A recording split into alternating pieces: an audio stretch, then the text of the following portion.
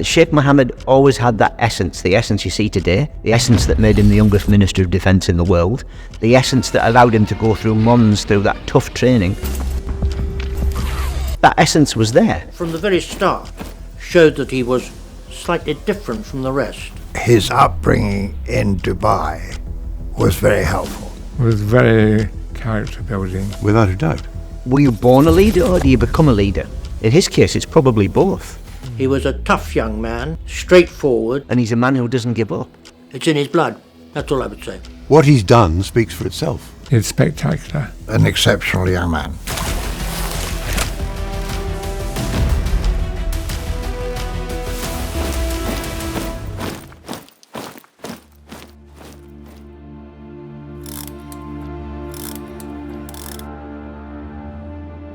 We're talking about 60 years ago.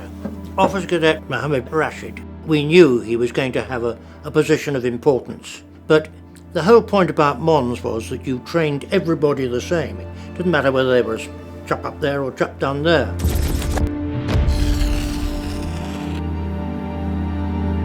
The British political agent came with a warning for Sheikh Rashid. He said, going to Mons is like going to prison. It's that tough. And Sheikh Rashid turned to the British political resident and laughed. And his response was, don't worry, Mohammed will endure.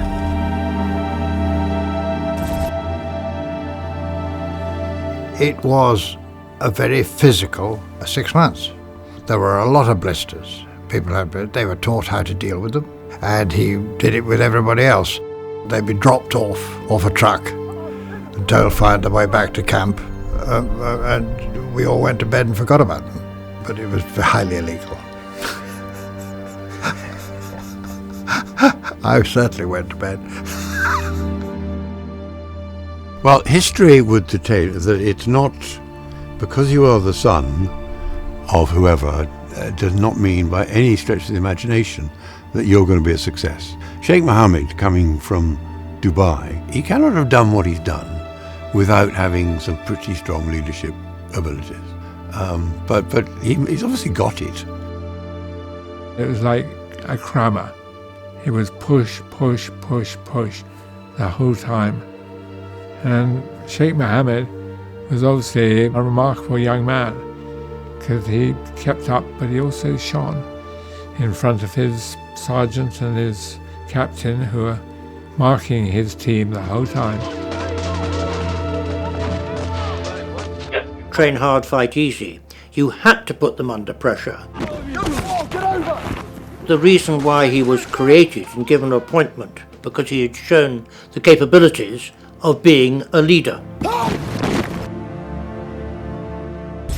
400 cadets were dropped into the middle of the Brecon Beacons, and they were given 1 hour. After 1 hour, there was 100 so-called enemy that were sent into there and hunted these cadets down. Their job was to go and hunt them down, capture them. At the end of this exercise, there was 2 platoons, 16 men out of 400 who hadn't been caught, and he led one of those platoons. It became painfully obvious that he was a little different from most of the others because he had this attitude of being in charge. These sort of people have a sort of charisma which burns out because you can feel power and you can feel radiance. It all helps to sort of build your team. Mohammed was made the leader for one particular phase of battle. A British cadet questioned something he did, and I remember distinctly he went over to this chap and he picked this chap up by his collar and said, "You will do what I effing well tell you to do." And of course we saw this and it was rather amusing. He simply had to, because failure was not an option. And he certainly did well. Sheikh Mohammed said to Sergeant Major Benny, "I can hit that from 800 metres. And Sergeant Major Benny, who told me this himself, said, "Officer Cadet Rashid, that's absolute balderdash." Sheikh Mohammed picked up his rifle, boom, right in the middle. Had done one shot, zeroed his rifle, and put the next 5 in the same hole, virtually. I said to him, Mohammed, tell me, where did you learn to shoot like that? And he said, my father was very strict with us. And I find that these things you don't forget about.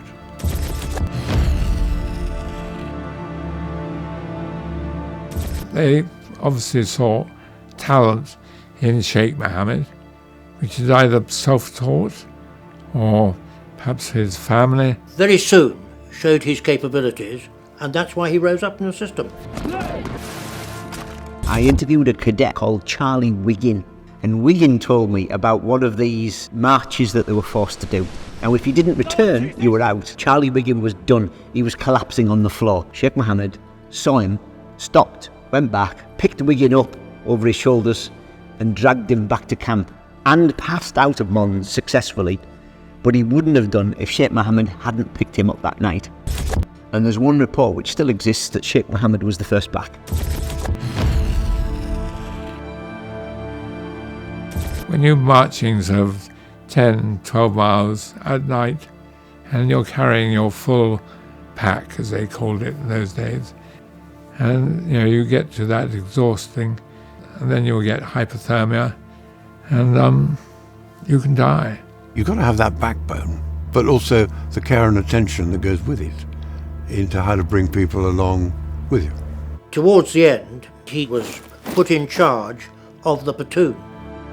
Mohammed was the best officer cadet, but an overseas cadet had never been an under-officer at Mons. And I had to take the decision that I was going to make the first overseas cadet an under-officer, a senior under-officer. But then it was difficult. But I stood my ground, although I was the boss, so I had every right to stand. I stood my ground, and all the others said, but they were worried that this was not usual. Mohammed arrived in my office, saluted and did all the right stuff, stamped in front of my desk and stood there, and I said, Mohammed, I'm making you senior under-officer. A big, broad smile spread across his face. It was an extraordinary achievement. I was amazed by what he's achieved. So well done him. These things have obviously stuck with him, you see. Sheikh Mohammed was standing out of sync with the rest of Kohima Company, of which he was the senior under-officer. And Benny goes out onto the parade and shouts, "Officer Cadet Rashid, take 2 steps right." So instead of him shuffling 2 steps right, he shouts, "Kohima Company, 2 steps left." And the whole company moves towards Sheikh Mohammed, and then they were in sync. Benny remembered this story 20, 30 years later because it never happened before and it never happened after.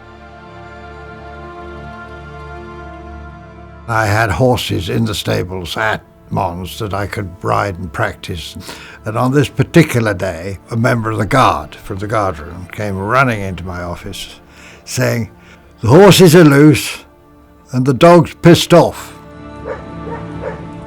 There was absolute chaos. The next thing I saw coming out of some trees, and it was Officer Cadet Mohammed.